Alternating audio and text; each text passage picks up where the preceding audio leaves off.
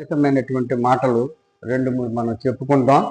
మరి ప్రార్థన చేసుకుందాం. చదవబడినటువంటి ఉత్తర ప్రత్యుత్తరాలు, ధ్యాన భాగాలు వాటిని వివరించుకున్నటకు మనము ముందు చిన్న ప్రార్థన చేసుకుందాం. దేవుని యొక్క ఆశీర్వాదకరమైనటువంటి దీవులు మనందరి మీదకి కురుమరించేలాగా ప్రార్థన చేసుకుందాం. నాతో ఏకీభవించండి. పరిశుద్ధుడైన మా తండ్రి, వందనాలు స్తోత్రాలు చెల్లించుకుంటూ సమయాన్ని సమర్పించుకుంటున్నా. ఈ ఉదయకాల ఆరాధన మీరు మాకు అనుగ్రహించినటువంటి విధానమునికి వందనాలు ప్రభా. ఇదిగో ప్రభా, వచ్చినటువంటి బిడ్డలందరినీ దీవించమని ప్రార్థిస్తున్నాం. ఇంకా వచ్చుటకు తండ్రి త్వరపడుతున్నటువంటి బిడ్డలకు మీ యొక్క సహాయంతో నడిపించండి నాయన. అపవాది కడుతున్నటువంటి కలతల ద్వారా కొందరు ఆటంకపడుతున్నటువంటి వారిని అందరినీ కూడా అపవాది కలతల నుంచి విడుదల పొందుకుంటూ మీ ఆరాధనకు వచ్చుటకు సహాయం చేయండి. ఇప్పుడు చదవబడినటువంటి మాటలు ప్రభా, ఉత్తర ప్రత్యుత్తరాలు ధ్యాన భాగంలో మీరున్నారు నాయన. మరి ఎంతో ప్రేమ కలిగినటువంటి దేవుడివై ఉండి మాకు మీరు ఇవ్వబోయే వర్తమానం వినటకు నాయన మేము ఎటువంటి ఆటంకపరచబడకుండా నీ మాటలు శ్రద్ధగా వినుటకు సహాయం చేయమని ప్రార్థిస్తున్నాం. లైవ్లో చూస్తున్నటువంటి బిడ్డలందరినీ కూడా దీవించండి ప్రభా. వారిపై కూడా నీ కనికరములు ప్రమాణించండి. గడిచిన దినాల్లో ప్రభా ఎంతమందో ఈ రోజుని అస్వస్థతతో ఉన్నారు, మరణ పడకల మీద ఉన్నారు. వారందరినీ కూడా కనికరించమని ప్రార్థిస్తున్నాం. మా అక్కగారిని ఆశీర్వదించండి నాయన. నీ చిత్తమట్టి నీకు సమస్తము సాధ్యము ప్రభా. ఏది అసాధ్యమైనది అంటూ లేదు కనుక ప్రభా, నీ యొక్క కృపతో ఎన్నో అద్భుతాలు చేశారు. నీ సేవకుల ద్వారా ఎన్నో సూచక్రియలు చూపించారు నాయన. దేవోరా దోర్క అనే ఆ స్త్రీని తండ్రి మరణం నుంచి లేపారు. అటువంటి విధమైనటువంటి నీ బిడ్డలను కనికరించి లేవనెత్తమని ప్రార్థిస్తున్నాం. ఇదిగో మా ప్రార్థనలో మీరు ఉండండి. మాకు చదవబడినటువంటి మాటలను తండ్రి వివరించుకుంటే జ్ఞానం చాలు. మీ యొక్క ఆదరణకర్తను మా మధ్య నడిపించి మీ యొక్క ఆదరణకర్తతో మాకందరికీ ఆత్మీయమైనటువంటి ఆహారంతో నింపుదల దయచేయమని యేసు పరిశుద్ధ నామములో మరీ వేడుకుంటూ ప్రార్థిస్తున్నాం తండ్రి. మంచిది. ప్రేమైనటువంటి దేవుని బిడ్డలారా, ఇప్పటికే చాలా సమయం అయింది. మనకు వేసవికాలం కూడా వస్తుంది. అయినా సరే ఇదే సమయాల్ని అసలు 9 గంటలకి మన ఆరాధన ముగియాలి. కానీ చిన్న చలి, చిన్న ఆటంకాల మూలంగా మనము మరి లేట్ అవుతున్నాం కనుక గమనించండి ప్రియులారా. మరి దేవుని దగ్గర ముందు మనము పరిగెత్తడానికి ప్రయత్నం చేద్దాం. వినండి, ఒక పూట కూటి కొరకు యాసవ్ ఏం చేశాడండి? ఒక పూట కూటి కొరకు, కూటి అంటే కడుపు, పూట కూటి కడుపు ఆహారము కొరకు, ఒక పూట ఆహారము కొరకు యాసవు తన జ్యేష్ఠత్వాన్ని పాడు చేసుకున్నాడు. అవునా? మరి మనము గమనించండి, 3 పూటలు తినడానికి, ఆ తిండి సంపాదించడానికి ఎంత కష్టపడతామండి?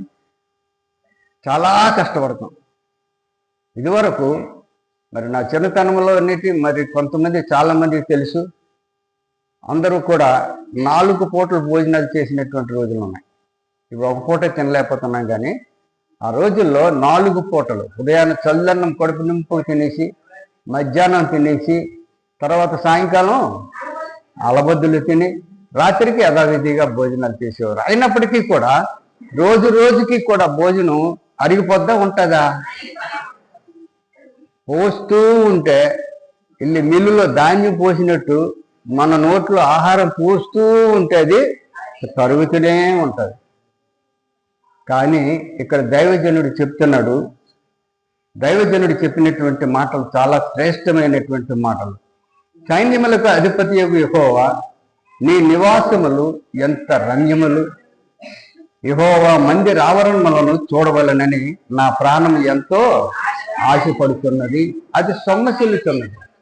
వీళ్ళారా గమనించండి, మనము కష్టపడి భయంకరమైనటువంటి ఈ పూట కూటి కొరకు, కడుపు తిండి కొరకు ఎన్నో బాధలు పడి కష్టపడి చచ్చిన వరకు మనకి ఇదే డ్యూటీ. అయినప్పటికీ కూడా మనకు సంతృప్తి లేదు. నువ్వు ఎంత సంపాదించినప్పటికీ కూడా మనకు సంతృప్తి లేదు. వాటికి మనము ఎన్నో లోడ్లు ధాన్యాన్ని బియ్యం చేసి మనం తిన్నాం, ఎన్నో లోడ్లు చోళ్ళు తిన్నాం. ఎన్నో నోళ్ళు నానా విధములైనటువంటి పదార్థాలన్నీ కూడా తిన్నాం. ఏవైనా ఉన్నాయా మనకు? ఏమీ లేవు. ఇంకా తే అంటది లోకం.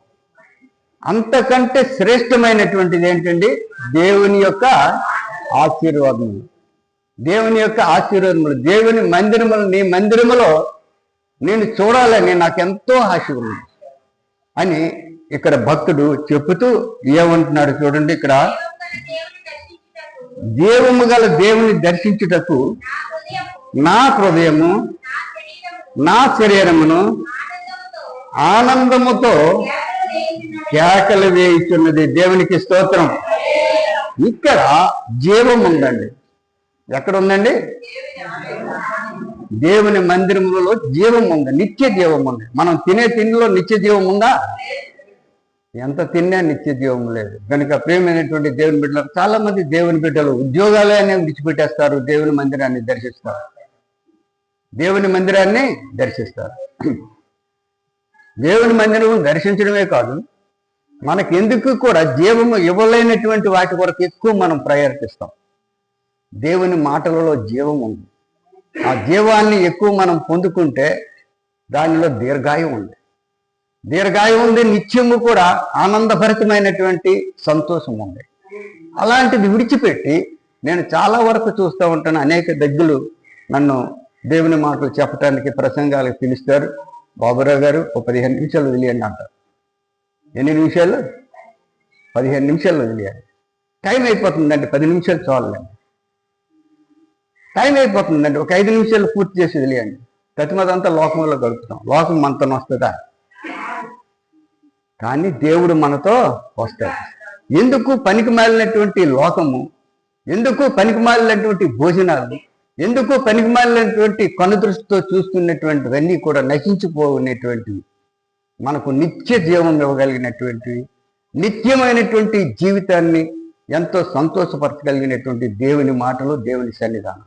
కనుకనే దైవజనుడు చెప్తున్నాడు, నీ ఆవరణములలో నీ చూడవాలని నా ప్రాణము ఎంతో కొట్టుకుంటుంది. నీ ఆవరణమే నాకు చాలా ముఖ్యం. లోకము శాశ్వతమైనటువంటిది కాదు. ఈ యొక్క జీవితం అంతా కూడా నీ దగ్గరే ఉంది అని చెబుతూ ఇక్కడ 3వ వచనంలో చూస్తే,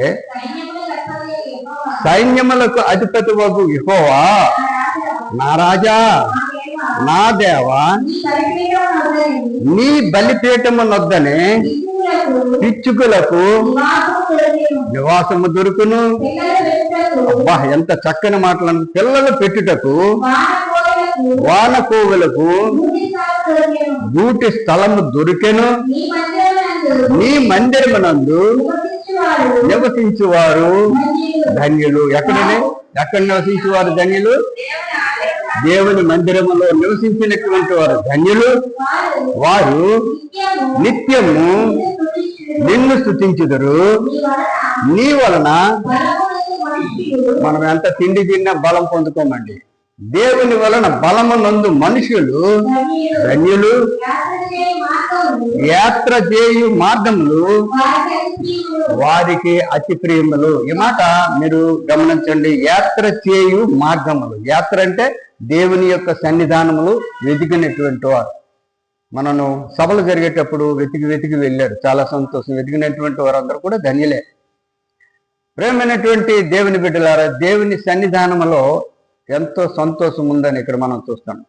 నీ జీవితము దేవుని సన్నిధానములో ఉంచితే దేవుని యొక్క బలిపీఠము వద్దనే పిచ్చుకలకు గూటి స్థలములు నివాసములు దొరుకును.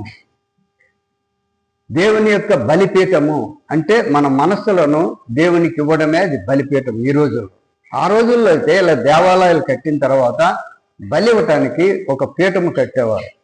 ఇప్పుడు చూడండి, గొర్రెలు వ్యాపారం చేసుకున్నటువంటి వారు, కోళ్ళు వ్యాపారం చేసినటువంటి వారు ముందు దుక్కలు పెట్టి అక్కడ పోస్తారు, బలిస్తారు. అదే విధముగా దేవుని ఆలయాలకు కూడా ఉండేవి. దాని మీద బలి అర్పించేవాళ్ళు. పశువులను, గొర్రెలను సమస్తము కూడా దేవునికి మహిమకరముగా పాపాలు పోగొట్టుకోవటానికి బలి అర్పించేవారు. ఆ రోజులు వేరు. ఈ రోజులు ఏంటో తెలుసండి, బలిపీఠం వద్ద మనం బలులు అర్పించాలంటే ఏంటి అర్పించాలి? మన హృదయాలు అర్పించాలి. మన ఆత్మలు దేవుని మందిరంలో అర్పించడమే అది శ్రేష్టమైనటువంటిది. గనుక ప్రియమైనటువంటి దేవుని బిడ్డలారా, గమనించండి, దేవుడు ఎంతో అద్భుతమైనటువంటి ఆశ్చర్య కార్యాలు చేయగలిగినటువంటి శక్తి గల దేవుడిని విడిచిపెట్టి మనం లోకం తట్టు పరిగెడతా ఉంటాం. నిన్ను సంపాదించుకోవద్దు అనలేదు, నిన్ను సంతోషించవద్దు అనలేదు, నువ్వు ఆనందించవద్దు అనలేదు, నీకు కలిగింది నువ్వు ఎంతో తృప్తిపరచబడవద్దు అని అనలేదు. కానీ ఇంతకంటే శ్రేష్టమైనటువంటి తృప్తులు ఎవరిలో ఉన్నాయి? దేవుల్లో ఉన్నాయి. మనము దేవునిలో ఉన్నటువంటి ఆ తృప్తులను పొందుకుంటే, అందుకే మరి మరి మరి మరి మరి మరి మరి చెప్పి చెప్పి చెప్పి యేసు ప్రభువారు ఈరోజు దైవ సేవకులు ప్రపంచాలలో మొత్తం భూమండలం మీద అందరూ కూడా చెప్తున్నారు. ఏం చెప్తున్నారో తెలుసండి? మీకు తెలిసిందే. ఏమి తిందుము, ఏమి తాగుదము, ఏమి ధరించుకుందుము అని వాటి గురించి మీరు ఎప్పుడూ కూడా బాధపడకండి. ఆయన రాజ్యము కొరకు, ఆయన నీతి కొరకు బాధపడండి. అప్పుడు ఇవన్నీ మీకు దొరుకుతాయి. దేవునికి స్తోత్రం. అన్నీ కూడా మీకు దొరుకుతాయి. అన్నీ దొరుకుతాయి. అంటే దేవునికి తెలియదా మనకేంటి కావాలో? దేవునికి తెలియదా మనకు ఎంత సంతోషపడాలో? మనం దేని వల్ల సంతోషపరచబడతామో? దేవునికి తెలియదా మనకున్నటువంటి బాధలను? దేవునికి తెలియదా మనకు అవసరమైనటువంటి విషయాల్లో? అన్నీ తెలిసి దేవునికి ఇస్తూనే ఉంటారు ఆయన. అయినప్పటికీ కూడా దేవుని మందిరాలను విడిచిపెట్టడం చాలా అది శ్రేష్టమైనటువంటి విషయం కాదు. నీ మందిరమునందు నివసించేవారు ధన్యులని దైవజనుడు ఊరికనే చెప్పలేదు. ప్రేమైనటువంటి దేవుని బిడ్డలారా, దేవుడు మందిరాలను బోళ్ళు మంది అనేక చోట్ల మందిరాలు దేవుడు ఇవ్వటం జరిగింది. కనుక ఆ మందిరాలలో మనము నివసించటము ఎంతో శ్రేష్టమైనటువంటి విషయం. కనుక ఈ రోజుల్లో దేవుని రాకడ అంత్యకాలం జరుగుతుంది. కనుక మరి నిజమైనటువంటి మందిరాలు ఏవి, అపవిత్రమైన మందిరాలు ఏవి, లోకములో కలిగినటువంటి మందిరాలు ఏవి, ఇవి గమనించుకోవడము దేవుని బిడ్డల యొక్క ఏమైంది? దేవుని బిడ్డల యొక్క ఉద్దేశమై ఉంది. శ్రేష్టమైనటువంటిదే నువ్వు తినాలా. అప్రసిద్ధమైనటువంటి తింటే నీకు ఆరోగ్యం వస్తుందా? రాదు. శ్రేష్టమైనటువంటిది నువ్వు తినవలసింది తింటే నీకు ఆరోగ్యం వస్తుంది. డాక్టర్లు చెప్తారు, బాబు అది తినకండి, తినండి, దీనిలో మీకు శ్రేష్టమైనటువంటి ఆరోగ్యం ఉంది అని చెప్తారు. అదేవిధంగా ప్రియమైనటువంటి దేవుని బిడ్డలారా, ఈ మనసులో మీ మాటలు గ్రహించుకునే జ్ఞానాన్ని దేవుడు అనుగ్రహించును గాక. గనుక ఎటువంటి పరిస్థితుల్లో కూడా నేను విప్పి చెప్పలేం, కానీ మీరు తెలుసుకోవలసినటువంటి అవసరం మీకు ఎంతైనా ఉంది. దేవుడు ఎంతో శ్రేష్టమైనటువంటి వాడు అండి, ఎంతో ఇదైనటువంటి వాడు. మనకు చక్కని మందిరం ఇచ్చాడు. ఈ మందిరంలో మనము ఏ విధముగా మరి జీవించాలో ఆయన చెప్పడం జరిగింది. కనుక ఇక్కడ మనం చూసినట్లయితే ధ్యాన భాగంలోకి వెళ్దాం, త్వరగా ముగించుకుందాం. ధ్యాన భాగం హగ్గై 2వ అధ్యాయంలో 5వ వచనం నుంచి చదువుకున్నాం. మీరు ఐగుప్తు దేశంలో నుండి వచ్చినప్పుడు నేను మీతో చేసిన నిబంధన జ్ఞాపకము చేసుకొనుడి. నా ఆత్మ మీ మధ్యన ఉన్నది గనుక. దేవునికి స్తోత్రం. ప్రియమైనటువంటి దేవుని బిడ్డలారా, ఐగుప్తులో దేవుని ప్రజలు జీవించారు. ఎవరి ద్వారా జీవించారండి ఐగుప్తులో? దేవుని ప్రజలు యోసేపు ద్వారా. యోసేపు ఐగుప్తులో మంచి నాయకుడిగా, రాజుగా ఉండే సమయంలో దేవుని ప్రజలందరూ కూడా ఐగుప్తులోకి వచ్చారు. ఐగుప్తులో 430 సంవత్సరాలు జీవించారు. ఎన్ని సంవత్సరాలండి? పిల్లలు మీకు క్విజ్ అడుగుతారు, జ్ఞాపకం ఉంచుకోండి. ఎన్ని సంవత్సరాలు ఐగుప్తులో జీవించారు? 430 సంవత్సరాలు జీవించారు. ఐగుప్తులో ఉన్నటువంటి జనాంగం ఎటువంటి వారు తెలుసండి? లోకస్తులు. వాళ్ళందరూ కూడా లోకస్తులు. అంటే దాన్ని వివరించాలంటే లోకములో ఉన్నవన్నీ కూడా కోరుకొని సంపాదించుకునేటువంటి వారు. లోకములో ఏంటంటే డబ్బు ఉంటుంది, పాపం ఉంటుంది, అపవిత్రత ఉంటుంది, అన్యాయం ఉంటుంది. ఇవన్నీ కూడా సంపాదించుకోగలిగినటువంటి వారు వారు. దేవుని ప్రజలు దేన్ని సంపాదించుకోవాలా?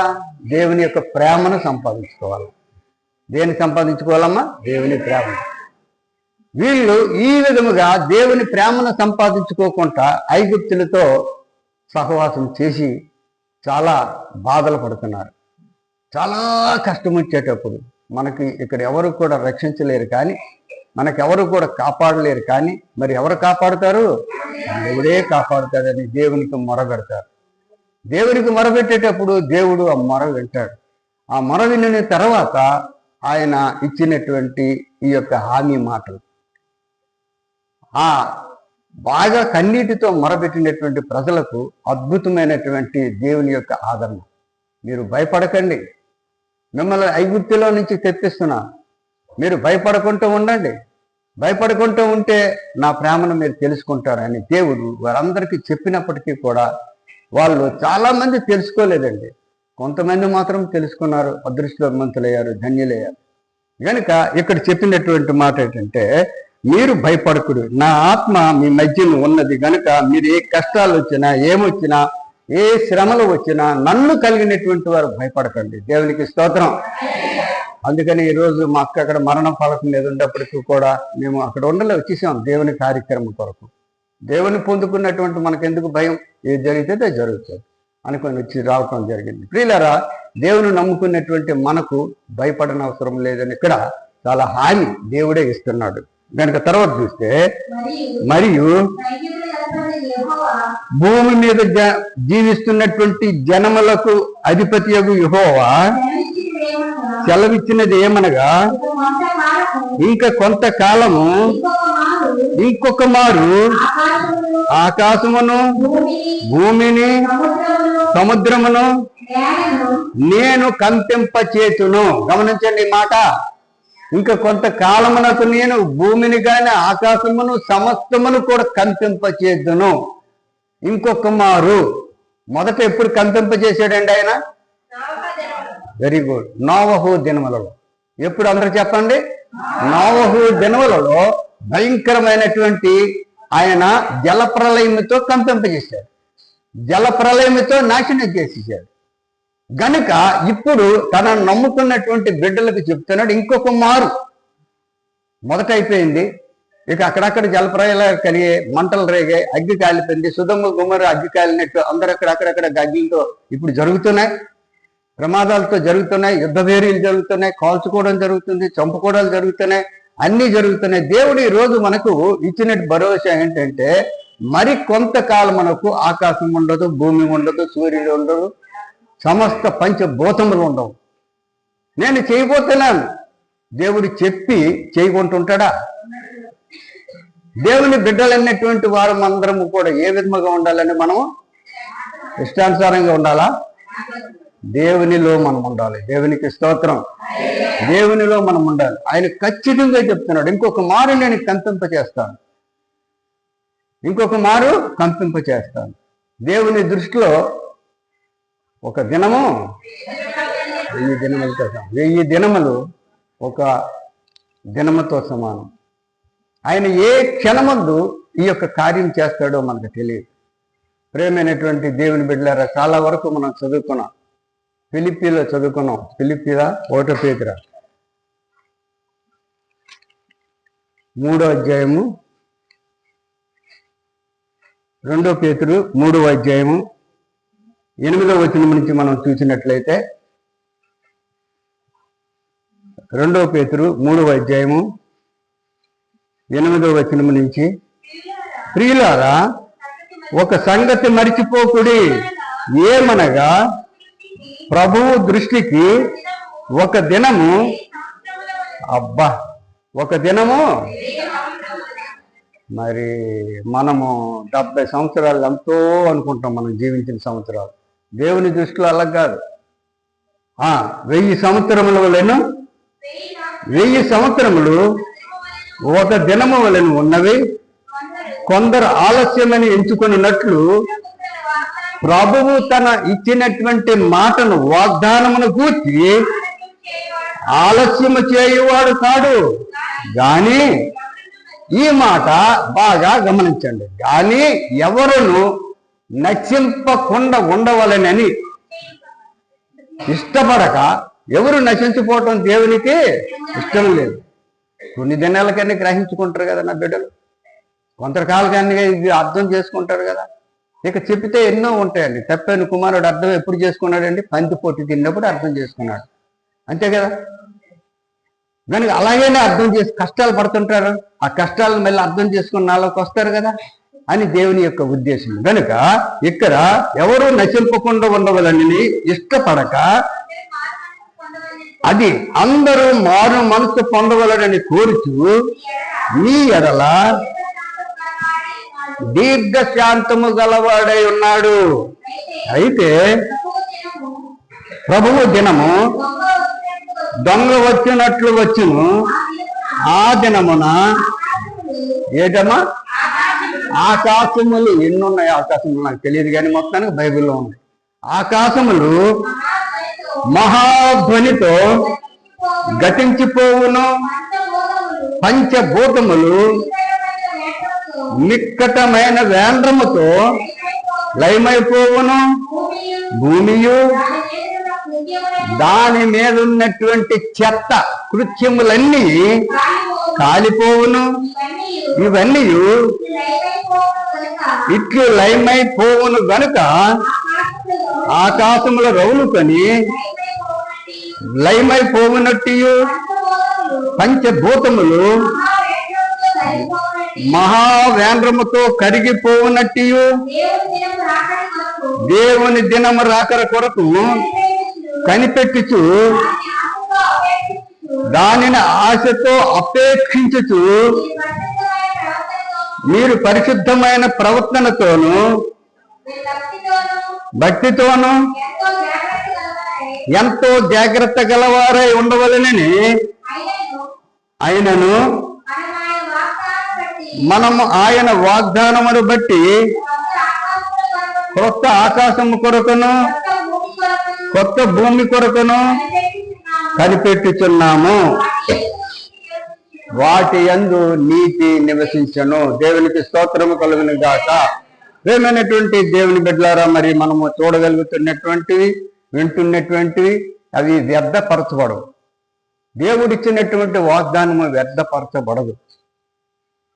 గనుకనే ఇక్కడ చెప్తున్న ఒక దినమున నేను ఆకాశం ఉంచను, భూమి ఉంచను, మరి ఒకసారి నేను భూమిని సమస్త లోకాన్ని కంపింప చేస్తున్నాను, గనుక మీరు జాగ్రత్త కలిగి ఉండండి అని చెప్పుతూ ఇక్కడ మనం చూసినట్లయితే హగ్గయి మరి ఆ 8వ వచనం నుంచి వెండి నాది, బంగారము నాది, ఇదే సైన్యములకు అధిపతి యెహోవా ఈ మాట గ్రహించాలి.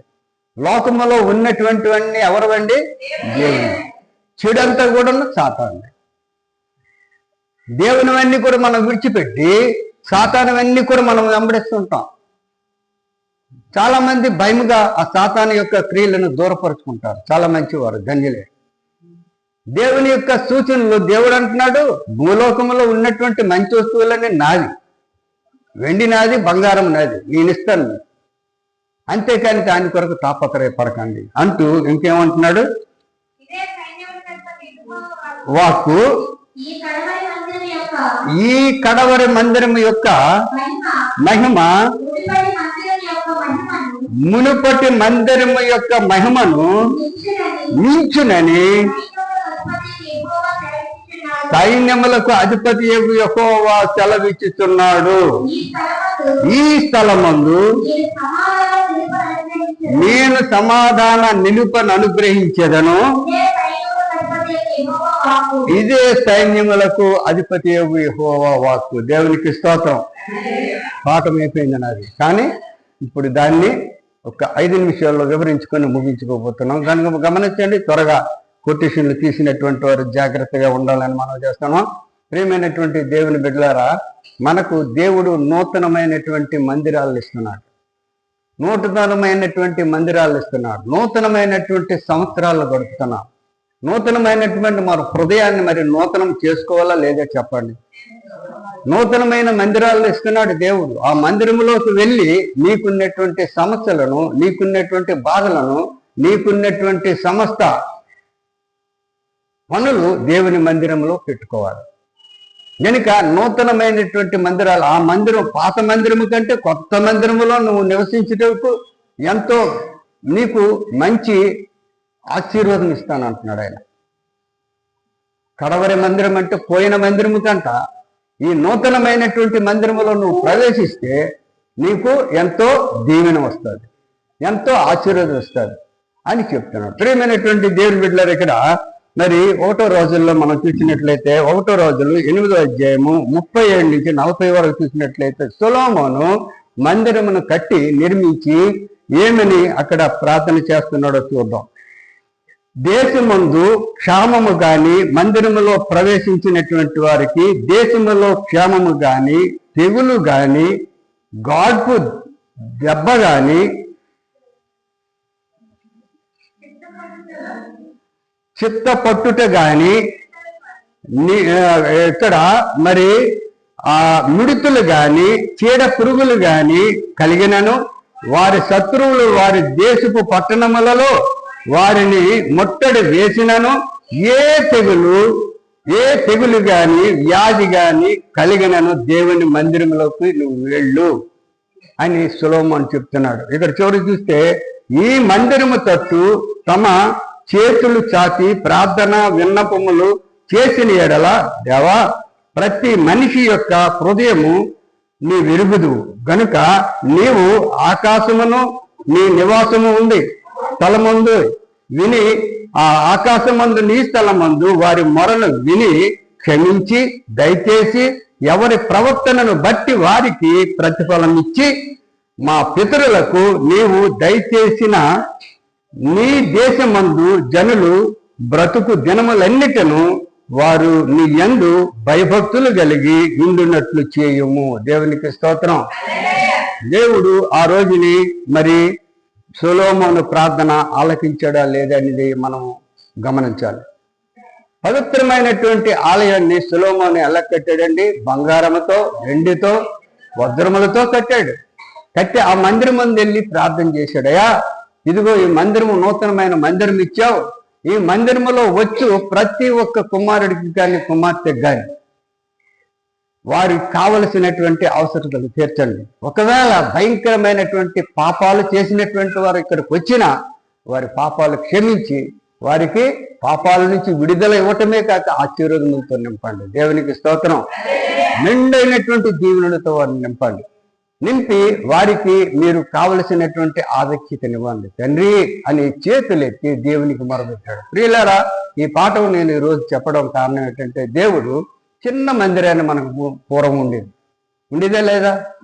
చిన్న మందిరం తర్వాత ఒక మాదిరి మందిరం దేవుడు ఇచ్చాడా లేదా? ఆ మందిరం కొరకు ఎంతో శ్రమించి ప్రార్థనలు చేయటం జరిగాయి. ఆ మందిరం బదులు ఇంకో మందిరం దేవుడిచ్చాడు. ఆ మందిరము కూడా మనకి చాలినట్టు మరి ఇంకా మంచి పవిత్రమైనటువంటి పరిశుద్ధత కలిగినటువంటి చక్కని మందిరము కావాలని మనం ప్రార్థన చేసాం. చేసినటువంటి విధానం ప్రకారంగా మనకు దేవుడు ఇచ్చాడా లేదా? ఇచ్చాడు. ఆ మందిరాన్ని మనం ఏం చేయాలండి? పాడు చేసుకోవాలా, పరిశుభ్రత చేసుకోవాలా? చాలా మంది స్త్రీలు వస్తున్నారు, ఈ మందిరాన్ని శుభ్రపరుస్తున్నారు. దేవునికి స్తోత్రం. దేవుడు వారికి ఎంతో ఆశీర్వాదకరమైనటువంటి మరి మంచి ఈవులు ఇస్తాడు. ఇంకా చాలా మంది ఉన్నారు, ఇంకా మనకు మందిర ఆవరణాన్ని మనం శుభ్రపరచుకోవాలి. దేవుడు మనం ఇచ్చినటువంటి అవకాశాన్ని మనం పొందుకోవాలి. ఇంకా చాలా పని ఉంది మన మందిరానికి. ఇక్కడ మందిరం మనం చూస్తే చాలా ఆశ్చర్యం. చాలా మంది వస్తున్నారు, బాబురావు గారు మీ దేవుడు చాలా మంచి మందిరం ఇచ్చాడండి. దేవుడు మందిరం కాదు, మనకు మంచి హృదయాలు మనవి ఇక్కడ కుమ్మరించాలి. ఇక్కడ మందిరం ఎంత ఆకర్షణీయంగా ఉందో మన హృదయాలు కూడా అంత ఆకర్షణీయంగా ఉండాలి. మన మందిర ఆవరణం చుట్టూ కూడా చాలా చక్కనైనటువంటి క్రమంలో ఉండాలి. ఎందుకు లేదా ఆర్సీఎం చాలా చక్కగా కట్టేస్తారండి రోమన్స్. మనకి దేవుడు శక్తి ఇస్తున్నాడు, కానీ మనం వెనకబెడుతున్నాం. మన కష్టాలకి భరించుకోవడానికైనా ఇష్టపడుతున్నాం, కానీ దేవుని మందిరాన్ని పరిశుభ్రత చేసుకోవడానికి ఇష్టపడతలేము. ప్రేమైనటువంటి దేవుని బిడ్డలారా, మందిరం మునుపటి మందిరము కంటే ఈ మందిరంలో నీకు నేను క్షేమం కలిగిస్తాను అని దేవుడు చెప్తున్నటువంటి మాటలు మనం ఇస్తున్నాం. గనుక ఇక్కడ హగ్గై 1:8 చూసినట్లయితే, పర్వతములెక్కి మ్రాను తీసుకొని వచ్చి మీరు ఈ మందిరమును కట్టించిన ఎడల దాని యందు నేను సంతోషించి నన్ను ఘనపరుచుకుందును. దేవునికి స్తోత్రం. మనసు పూర్తిగా మనం చేసినటువంటి మందిరంలో దేవుడు దిగుతాడా లేదా? దిగుతాడు. ఆత్మలో పరిశోధించినటువంటి దేవుడు ఆత్మలతో మనం కట్టినటువంటి మందిరాల్లో దిగుతాడు. దాని యందు నేను సంతోషిస్తాను అంటున్నాడు.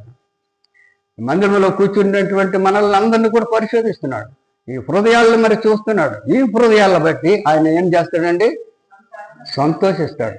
సంతోషించడమే కాక మనకి మరి కావలసినటువంటి అవసరతలు తీర్చడమే కాక మనకు కావలసినటువంటి ఆధిక్యతను అందిస్తారా లేదా? అందిస్తారు, కాపాడుతారు. దేవునికి స్తోత్రం. కనుక ఇక్కడ మీరు ఈ మందిరమును కట్టించిన ఎడల దాని యందు నేను సంతోషించి నన్ను గణపరుచుకుందునని యెహోవా సెలవిచ్చుచున్నాడు. ఇక్కడ చూసినట్లయితే ఆమోసు 4:12 చూస్తే, కాబట్టి ఇశ్రాయేలీయులారా మీ ఎడల నేను ఇలాగనే చేయుదును గనుక ఇశ్రాయేలీయులారా మీ దేవుని సన్నిధిని కనబడుటకే సిద్ధపడుడి. దేవునికి స్తోత్రం. నాకు కొద్ది కళ్ళు మసగ్గా ఉన్నాయి, ఎందుకు చదవలేకపోతున్నాను, చదివినటువంటి వారు కూడా అందించలేకపోతున్నాను. మరి ఏమో దేవుని యొక్క చిత్తం లేదు ఏమో. కానీ ఇక్కడ చూసినట్లయితే ఆమోసు 4:12 కాబట్టి దేవుని ప్రజలారా మీ ఎడల నేనేలాగే చేయుదును గనుక దేవుని ప్రజలారా మీ దేవుని సన్నిధిని కనబడుటకే సిద్ధపడుడి. ఎంత చక్కని మాట అండి. దేవుని సన్నిధానంలో మనం కనబడటానికి సిద్ధపడేటప్పుడు దేవుడు మనకు తప్పకుండా అద్భుతమైనటువంటి ఆదరణ కలిగిస్తాడు. అదే నెహెమ్యా 6:15-16 చూసినట్లయితే, దేవుని మందిరములో ఆనందముతో ప్రతిష్ఠించిరి. అక్కడ దేవుని మందిరములో ప్రజలందరూ కూడా నెహెమ్యా కట్టినటువంటి మందిరంలో ప్రజలందరూ ఆవరణము తయారు చేసేటండి. దర్యావేశ కాలంలో మందిరం తయారండి. తర్వాత అక్కడ ఉన్నటువంటి ప్రాకారాలు కట్టించాడు నెహెమ్యా. కట్టించిన తర్వాత దేవుని ప్రజలందరూ కూడా అక్కడికి వెళ్ళి ఆ దేవుని యొక్క మందిరంలో ప్రతిష్ఠించారంట. దేవునికి స్తోత్రం. ఏటి ప్రతిష్ఠించారు? వాళ్ళ ఆత్మలను దేవుని సన్నిధంలో కుమ్మరించారు. కుమ్మరించడమే కాక మరి ఆ దేవుని సన్నిధానంలో చేయబడు ప్రార్థనలన్నీ కూడా సఫలపరచబడాలి అని నెహెమ్యా అక్కడ విజ్ఞాపన చేయటం జరిగింది. ప్రేమైనటువంటి దేవుని బిడ్డలారా, ఈరోజు దేవుడు మనకు మరి ఇక్కడ ఇచ్చినటువంటి గొప్ప ఆదరణ ఎంతో సమృద్ధి అయినటువంటిది. కనుకనే దావీదు మహారాజు చెప్తున్నాడు, నీ మాటలు వినినటువంటి వారికి చక్కని వెలుగు కలుగుతుంది. 119వ కీర్తన 130లో చూసినట్లయితే అక్కడ దేవుని మాటలలో ఏముంది? వెలుగుంది. నీ వాక్యం వెల్లడి అగుటి చోటనే వెలుగు కలుగును. దేవునికి స్తోత్రం. అదేవిధంగా ప్రియమైనటువంటి దేవుని బిడ్డలారా, రోమ 15:13లో చూసినట్లయితే, కాగా మీరు పరిశుద్ధాత్మ శక్తి పొంది మీరు మాటలు మన హృదయములకు భద్రపరచబడును గాక. మనం ఏం పొందుకోవాలండి? చెప్పరేటి? పరిశుద్ధాత్మ శక్తి పొందుకోవడానికి దేవుని ఆలయంలోకి రావాలి, మూగుల్లో కూర్చోడానికి కాదు. పరిశుద్ధాత్మ శక్తి, ఆ శక్తిలో నీకు ఆరోగ్యం ఉంటుంది, శ్రేష్టమైనటువంటి జీవితాన్ని కొనసాగిస్తావు. కనుకనే కాగా మీరు పరిశుద్ధాత్మ శక్తిని పొందుకొని విస్తారముగా నిరీక్షణ గలవారగుటకు నిరీక్షణ కర్తయు దేవుడు విశ్వాసము ద్వారా సమస్త ఆనందముతోనూ సమాధానముతోనూ మిమ్మును నింపును గాక. దేవునికి స్తోత్రం. ఎప్పుడైతే దేవుని యొక్క పరిశుద్ధాత్మ శక్తిని మనం పొందుకుంటామో విస్తారముగా నిరీక్షణ గలవారొకటకు నిరీక్షణ కర్తయగు దేవుడు విశ్వాసము ద్వారా, దేని ద్వారా అండి? విశ్వాసము ద్వారా సమస్త ఆనందమును సమస్త సంతోషమును తో మిమ్మును నింపును గాక అని దైవజనుడు ఇక్కడ పౌలు గారు చెప్తున్నారు.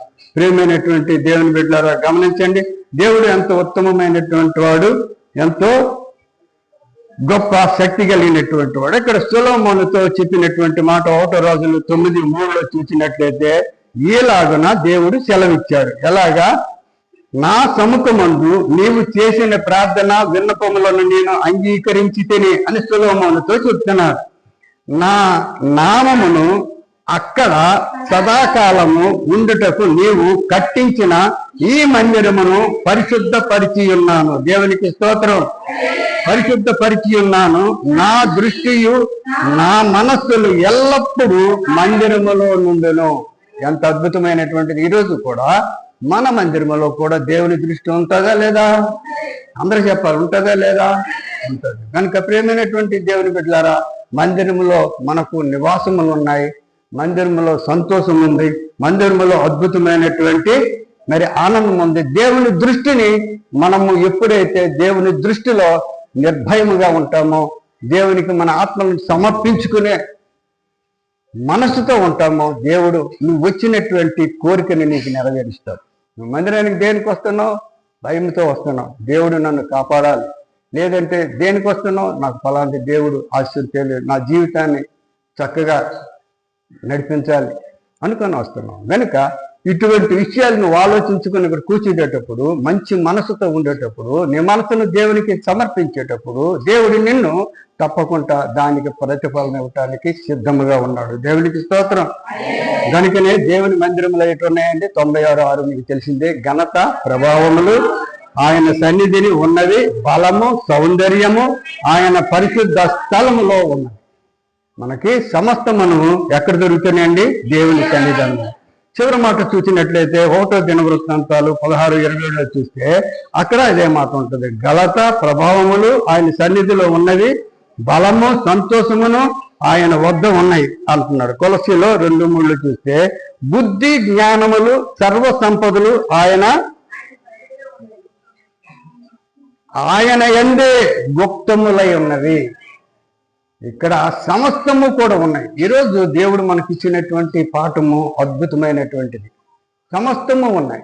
బుద్ధి, జ్ఞానాలు కూడా ఉన్నాయి. మన బుద్ధి రావాలనే, మన జ్ఞానం కావాలనే, మనకు మంచి ఆలోచనలు జీవించినంత కాలము కూడా మనల్ని వెంబడించాలనే దేవుని సన్నిధానంలో ఉన్నాయి. మీకు కావలసినటువంటి అవసరతలు, కావలసినటువంటి సమస్తము కూడా దేవుడు మనకు సిద్ధపరుస్తానంటున్నాడు. ప్రేమైనటువంటి దేవుని బిడ్డలారా, కనుక మనం అటువంటి పొందుకోవటమే కాక కష్టాలు వస్తాయి, కష్టాలు చాలా వస్తాయి. కష్టాల నుంచి తొలగించుకోవడానికే దేవుని మనం ప్రార్థిస్తుంటూ ఉంటాం. ప్రార్థించుకోవటమే కాకుండా మన జీవితాలను దేవుని సమర్పించుకున్నటువంటి రోజు ఆయన కాపుదలతో మన జీవితాలు నడిపింపబడతాయి. కనుక దేవుడు ఎంతో ప్రేమ కలిగినటువంటి వాడు. ఎవరిని ప్రేమిస్తున్నాడండి? లోకంలో ఉన్నటువంటి వారిని అందరినీ ప్రేమిస్తున్నాడు. అటువంటి దేవుణ్ణి మనము దూరపరుచుకుంటూ ఒక క్షణము కడుపు నింపుకోవటానికి పరిగెడతా ఉంటాం. నాకు రావటానికి వేళ టైం లేదండి, నాకు ఎందుకంటే నా ఉద్యోగం అలాడదండి, నా పని ఆడదండి, నా జీవితం అలాడదండి అనుకుంటే అది నీ ఇష్టం. ఎందుకంటే ఈ రోజు నువ్వు దాని కొరకు ఆశపడితే ఆ తర్వాత మనం ఏం చేస్తామండి? గుండెలు బాదుకున్నటువంటి రోజు వస్తుంది.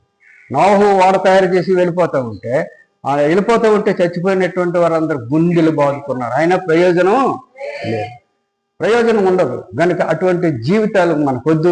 మనం సురక్షితమైనటువంటి జీవితాలతో కొనసాగించుకుంటూ మన జీవితాలను దేవునికి సమర్పించుకోవాలని హెచ్చరిస్తూ కొద్ది మాటలతో ముగిస్తున్నాం. దేవునికి స్తోత్రం.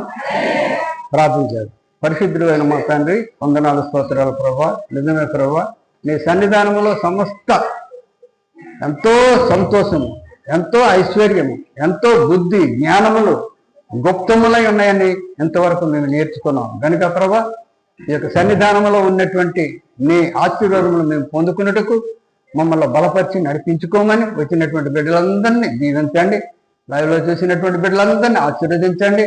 నీ కృపలతో బలపరిచి మమ్మల్ని తండ్రి అద్భుతముగా మా కుటుంబాలను విస్తరించి దీవించి మీరే ఘనత పొందుకోమని యేసు పరిశుద్ధ నామములో మరి వేడుకుంటూ ప్రార్థిస్తున్నాం తండ్రి.